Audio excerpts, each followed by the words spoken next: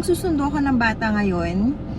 And also, yung time nila is 2:15 PM. And then, nag-announce yung school nila na pwede na sunduin yung mga bata ng 1:30 PM. So, ako, nga nangarag ako kasi nagpapump ako ng milk, meron akong newborn. Nangarag ako, so naligo ako agad and all.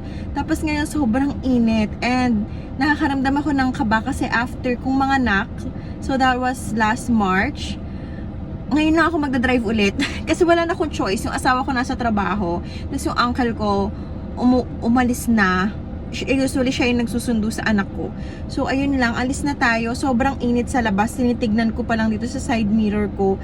Sobrang init. Yung aircon ko, actually aircon malakas naman. So ayun, sige, alis na tayo. Bang init. Paulit-ulit ko sinasabi, sobrang init. And yes, sobrang init po talaga. Yan. Kinakabahan ako mga sis kasi after a long time, ngayon lang ako ulit magdadrive.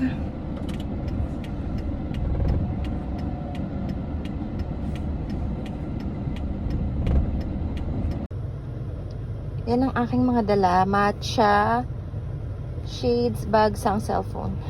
Alcohol.